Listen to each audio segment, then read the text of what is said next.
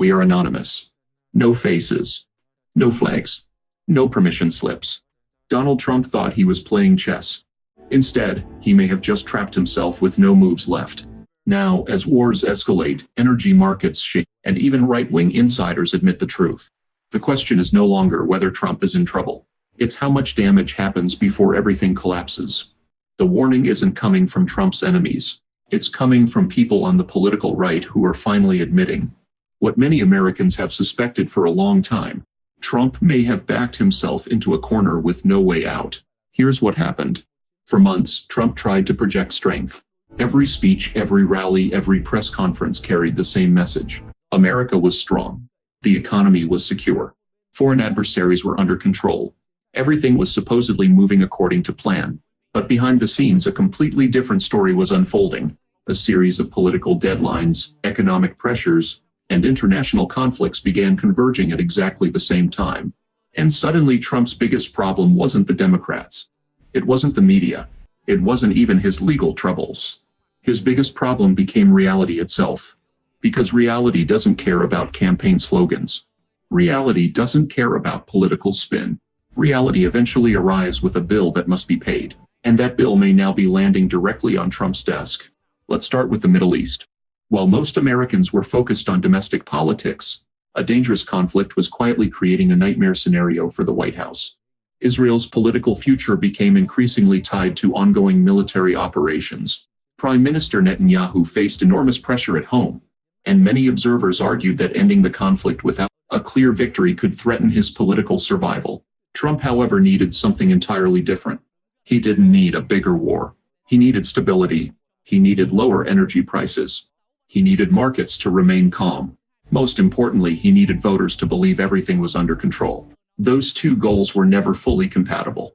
One side benefited from continuing confrontation. The other desperately needed the confrontation to stop. And that's where the trap began. Every attempt to move toward negotiations with Iran immediately ran into a wall. Iran demanded sanctions relief. Trump refused. Iran demanded guarantees. Trump refused. Iran demanded recognition of its right to continue uranium enrichment.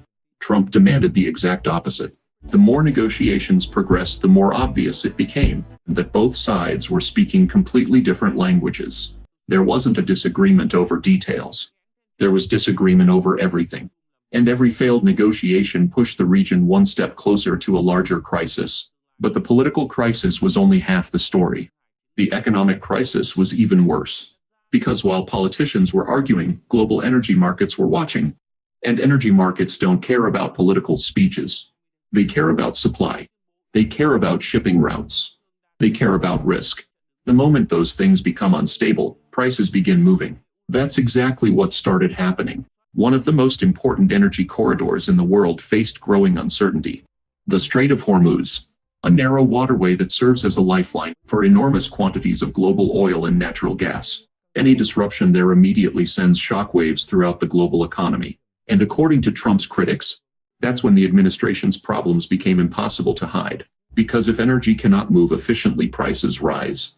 When prices rise, transportation becomes more expensive. When transportation becomes more expensive, everything becomes more expensive. Food, manufacturing, consumer goods, virtually every part of the economy.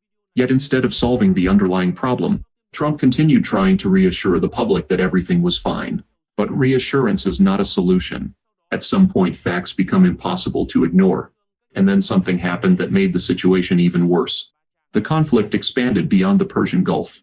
New threats emerged against shipping routes in the Red Sea. Suddenly, companies transporting goods between Europe and Asia faced another layer of uncertainty. Even if only a handful of vessels were targeted, the consequences could spread far beyond those individual ships. Why? Insurance. The moment insurers perceive greater risk, costs explode. And when insurance costs explode, entire shipping routes become economically unattractive. Companies begin rerouting cargo. Transit times increase. Fuel costs increase. Transportation costs increase.